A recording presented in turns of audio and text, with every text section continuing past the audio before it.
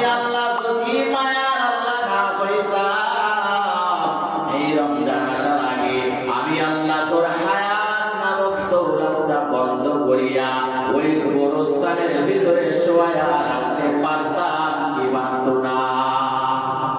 আল্লাহ বলে কেন জানো? আমি আল্লাহ একটা সময় দিয়েছি, একটা বার সুযোগ দিয়েছি। ও আমার তোরের বান্দা বান্দিরা, আজকে কিসের মায়ায় পড়ে আমি আল্লাহর নাফরমানি করতেছো? ও কলিজার টুকরা যুবক, আজকে কিসের মায়ায় পড়িয়া নামাজ তোলা ছাড়তেছো? এত সুন্দর রহমতওয়ালা রমজান পাওয়ার পরেও কেন তুমি রমজান ছাড়তেছো? এই রমজানে কত কষ্ট করেছেন সাহাবায়ে কেরাম, আপনার আমার নবী এই রমজান মাসে কতই কষ্ট করেছে, কতই কষ্ট করেছিলেন এতিম নবী এই রমজানে। ইবাদতে রাত কাটিয়ে দিতে কি হবে উম্মত বিনে। আমরা তো সেই নবীর উম্মত, কেমনে দাও তার সিনাতে আঘাত। মরণের ভয় নাই কি তোমার, কি হবে আপনের গতি। ভুলবো না ভোলা যায় নাকি মাহে রমাদানের স্মৃতি। ভুলবো না ভোলা যায় নাকি মাহে রমাদানের স্মৃতি। মায়ার নবী আপনার আমার জন্য কত কষ্ট করেছেন। এই রমজানে পর্যন্ত একটা মুহূর্তের জন্য শান্তিতে ঘুমায় নাই, আরামেও ঘুমায় নাই। সব সময় চিন্তায় আমার উম্মত। আজকে সেই নবীর আদর্শ তুমি মানতে পারো না। এ যুবক, একটা বার বলবি কার আদর্শ তুই আজকে গ্রহণ করেছো? যার আদর্শ মানতেছো ওই আদর্শ করে জান্নাতে দিবে না, তোর জন্য বড় জাহান্নাম। যদি আদর্শ মানতে হয় একটা বার জবান খুলিয়া বলবেন কার আদর্শ আমরা মানব। নবীর আদর্শ গ্রহণ করে নাও কলিজার টুকরা যুবক।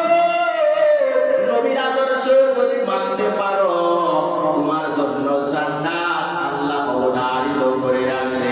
এজন্য দুনিয়ার আদর্শ ছাড়ো, দুনিয়ার মানুষের আনুগত্য ছাড়ো। আনুগত্য যদি করতে হয়, আমল ইবাদত যদি করতে হয়, একমাত্র আমল করব, ইবাদত করব আল্লাহর জন্য। কার জন্য? আল্লাহর জন্য। আল্লাহ বলে বান্দা বান্দির দল রমজান পাইছো, তুমি কি জানো না আমার নায়েবে রাসূল যারা তোমাদের সামনে বয়ান করেছে এই রমজান পাওয়ার পর আমার মায়ার নবী একদিন জুমার দিন এই মেহরাবে উঠতেছে। প্রথম ধাপে যখন পাও রাখছে, সিঁড়িতে পাও রাখার পর মায়ার নবী জোরে উচ্চ আওয়াজে বললেন আমিন। আবার দ্বিতীয় ধাপে যখন পাও রাখছে বললেন আমিন। 3 নাম্বার সিঁড়িতে পাও রাখার পর বলেন আমিন। সাহাবায়ে কেরামরা বললেন পয়গম্বর, এমন ঘটনা তো এতদিন পর্যন্ত আমরা দেখি নাই, আমরা তো কোনোদিন শুনি নাই। আজকে আপনি পাও রাখার সাথে সাথে বললেন আমিন। ও পয়গম্বর, কেন আপনি এই পাও রাখার পরে আমিন বললেন? বলে জানো ও আমার সাহাবায়ে কেরামের দল, যখন আমি সিঁড়িতে পাও রাখলাম আল্লাহ তাআলার পক্ষ থেকে জিবরাইল আসিয়া আমার কানে কানে আওয়াজ দেয়, ও মায়ার নবী, আপনার উম্মতের মধ্যে যারা মা বাবা পাইল, মা বাবা পাওয়ার পর জান্নাত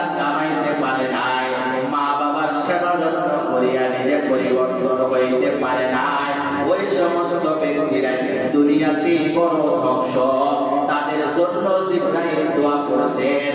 আমি পয়গম্বর হইয়া জিবরাইলের দোয়ার সাথে বললাম আমিন।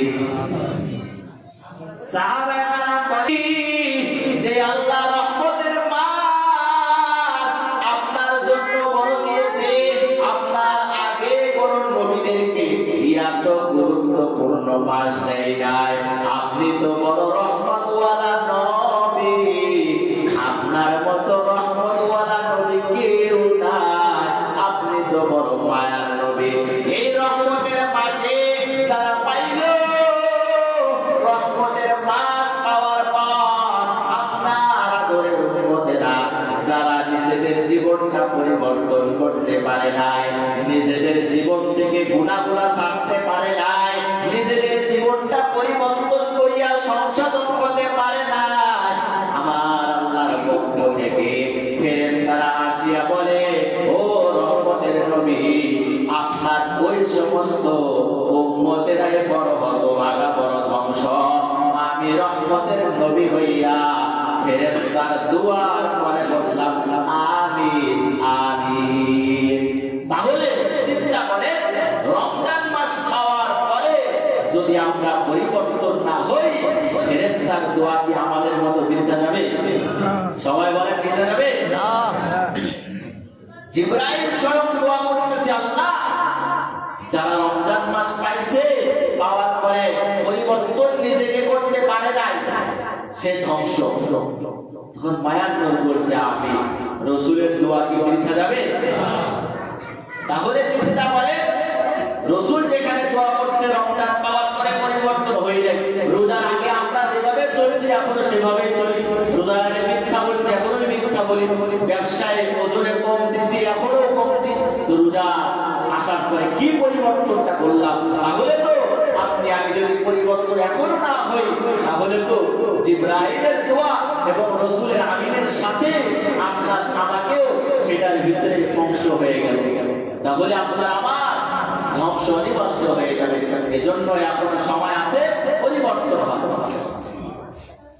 হাসরের ময়দান কায়েম হওয়ার পর আল্লাহ বলবে, আমার পুত্রের ভালো ভালো খাবার খাওয়াইব, এরাই হলো আমার বাবার প্রতিবেশী। কিন্তু আল্লাহর প্রতিবেশী ও আল্লাহর প্রতিবেশী কারা? ও রহমতের নবী জানতে চায়। মায়ার নবী ডাকতে বলে, সাহাবায়ে কেরামের দল যারা হলো এই রমজান পাওয়ার পর আমার আল্লাহর ঘর মসজিদ ছাড়ে নাই, সব সময় অন্তরটা দিলটা মনটা মসজিদে লাগায়া দিয়েছে, বাইরে কাজের জন্য চলে গেছে, বাইরে চাকরিতে গেছে, দোকানদারিতে গেছে, বাড়িতে গেছে, যাওয়ার পর মনটা মসজিদে পড়ে আছে। কেমনে জানো?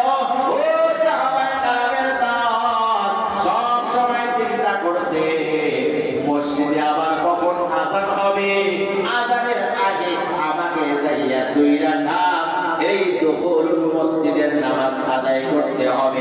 আবার মসজিদে কখন আযান হবে, আযানের আগে আমারে আল্লাহর ঘরেই যাইতে হবে। এই টেনশন, এই চিন্তা আমার যে সমস্ত আদরের বান্দা বান্দীদের ভিতরেই থাকবে, তারাই হলো সাহাবায়ে কেরামের দল, আমার আল্লাহর প্রতিবেশী। 2 নাম্বার প্রতিবেশী জানো, ওরাই হলো তারা যারা হলো রমজান রহমতের মাস পাওয়ার পর যারাই হলো সব সময় আমার আল্লাহকে রাজি খুশি করার জন্য আমল করেছে, রোজা রাখছে মালিককে খুশি করার জন্য, নামাজ পড়ছে আল্লাহকে খুশি করার জন্য, কোরআন নাযিলের মাস, এই কোরআন নাযিলের মাসেই কোরআন পড়ছে আল্লাহকে খুশি করার জন্য, মানুষকে ইফতারি করাইছে আল্লাহকে খুশি করার জন্য। আমার পয়গম্বর ডাক দিয়া বলেন, সাহাবায়ে কেরামের দল ওই ব্যক্তিরাই হলো আমার রবের প্রতিবেশী। চিল্লায় বলেন সুবহানাল্লাহ। এজন্যই জবান খুলিয়া কেউ জবান বন্ধ রাখবেন না, জবানটা খুলিয়া বলেন এই রমজান মাসে প্রত্যেকটা আমল করব কাকে খুশি করার জন্য। আল্লাহ বলে, বান্দা বান্দির দল ও পর্দার আড়ালের আম্মা এখনো পরিবর্তন হও নাই, এখনো পর্দায় তুমি ঢুকতে পারো না। মায়ার নবী তোমার জন্য কত সুন্দর আদেশ করেছেন জানো পয়গম্বর, তোমার জন্য কত সুন্দর মেসেজ দিছে জানো। ও আম্মা জান, রমজান পাইছো, এই রমজানের ভিতরে রোজা রাখবা, স্বামীর সেবা যত্ন খেদমত করবা, স্বামী যাতে তোমার দ্বারা কোনো কষ্ট না পায়